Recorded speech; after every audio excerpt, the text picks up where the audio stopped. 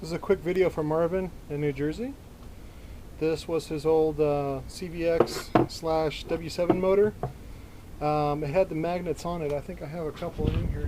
This is what they look like when they're not shifted. His was shifted or broken.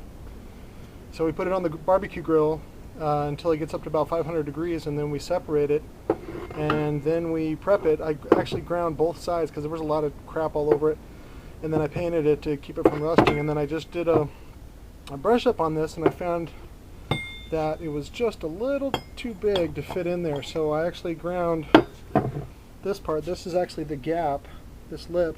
This is actually a second piece. It's a cheaper way to manufacture. What they do is they make this on a big what is it, forge. This is a forged top plate, and then they add this second piece later to give you a taller gap without actually using more steel.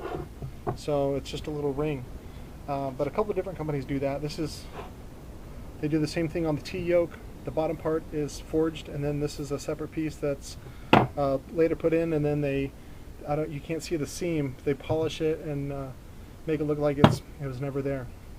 So anyways, these are standard Y30. The whole thing about Y35 and Y35 is not really worth the extra expense, because when it heats up, it actually it actually loses some of its power, and a lot of people heat them up and abuse them. So most companies actually use Y30, which is still a very good material. This is actually from the Mats Juggernaut, the Mats buyout that we got. So basically, I'm just going to show you guys how to glue these together. The easiest way is actually, we use a two-part system from Cyberbond. Let's see if I have that. I don't have the bottle, but this is the magnet primer, and then this is the acrylic adhesive that's for gluing metal to magnets and magnets to magnets. So basically what you want to do is keep this away from the other one, spray the primer on it, lay down your beads. Make sure these are clean too. You got to clean these; they're a little dusty. Clean them with some acetone first, and let it all dry, so that it's really clean and you're getting right down to the surface. You don't have to grind them or anything like that because they've never had glue on them. These are new slugs from China. But basically, what you want to do is prime one side, and then you lay down the glue on the other, and then you put them on top of one another, and let them sit. I think it's like 30 minutes, 20 minutes. It's not very long at all. And then you want to repeat the process for these two guys, except when you're putting it on here, you want to actually use shims to keep it centered. So, and I'll show you that here in a second. Alright, so I got the magnet jizz on there, and then we're just gonna activator. That's what activates the glue. So you just put it on it, and these are not live, so you want to smear it around so it makes a good contact. And then there's enough weight where you can just leave it alone and you just want to watch it. Some people wrap tape around the sides, but I don't like that because it doesn't always do a good job. So here, we'll just put this on top. There we go. You just want to feel around the edges, make sure the seams are lined up. This one's a little, see, it's too quick. There's a little bit of a seam off, but that happens a lot. So, and it still gets through in manufacturing. So if you crybabies take off the boot and your magnets aren't totally lined up, then that's what you get. Okay, because we sprayed the magnet, I want to do the jizz over on this one. Oh, also, if you don't know which side's which, typically it doesn't really matter. Just to know, you can sometimes see a little bit of glue left, and that's what happens when it sticks on top of the magnet. The other sides will not have glue in them because the screws were in them. So that's just a quick tip. And then we're just gonna put a little maple syrup. It's about the consistency of like honey, but it's like caustic. Not good for, oh, hold on. There we go. Otherwise it just sits there. There we go.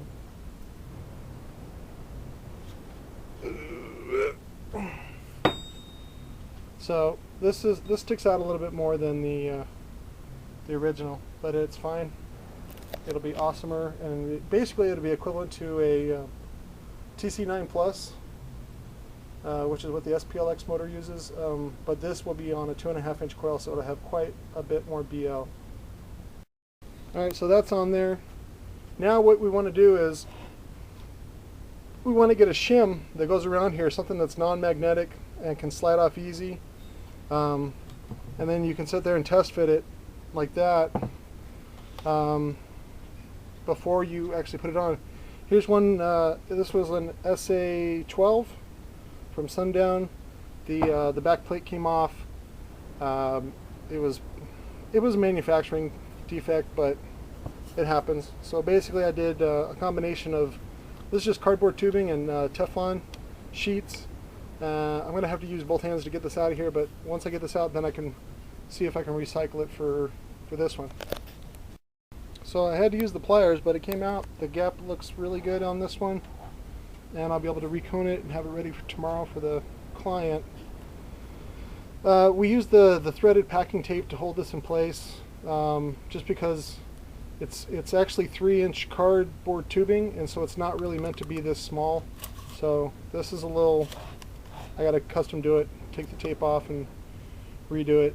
And basically you just hold it real tight and then tape it, and then should be on there fine. If you don't use the tape, that's actually better, but I kind of like to, because I usually work solo. Alright, basically we figured it out. The shim, basically I just have to remove this one cardboard tube. So, and I think this is like 0.75, and then there's another piece of PTFE Teflon in there, and then the cardboard shim to hold it in there. I like to have a longer shim, because when you're fitting it on, it kind of helps to have something, especially when you're working with live magnets. You want to have something that really guides you on there before it grabs, because when they're live, it seems like you could almost lose a finger, but it'll definitely pinch you pretty bad. Also, when you're test fitting it, you want to actually go down enough to where it fits around the ring, where it'll be permanently. You want to go down far enough, because sometimes people will put it down just a little bit because they don't want the magnets to touch, and then they don't quite go down enough, and then when it goes down, it either doesn't clamp, or when it clamps, you can't ever get the shim out. So you want to make sure that there's a good balance between tight and loose to make sure that your shim is correct. And this is 100 times easier whenever the magnets are not charged. So I'll do a live magnet video for you guys in a little bit. Alright, so I'm just putting the jizz on.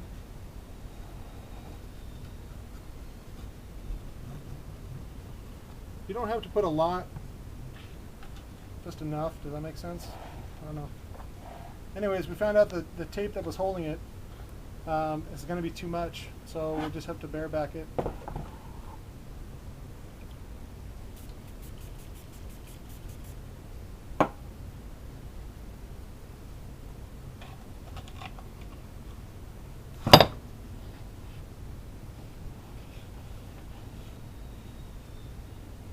That's it, and then in about 30 seconds it'll be cured and ready to play with.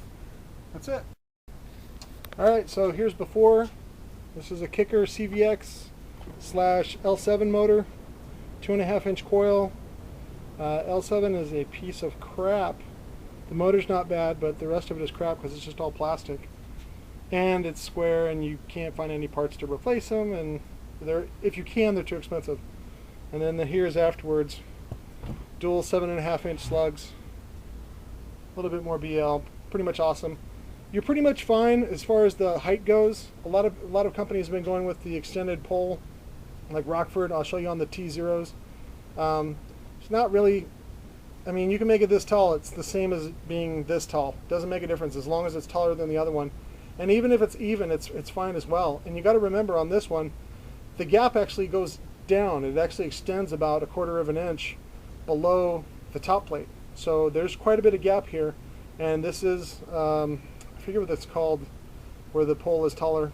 But this will be fine, and it'll rock out. And there you go, Marvin. Enjoy your woofer. I forgot to zap it. I need to go zap it. So.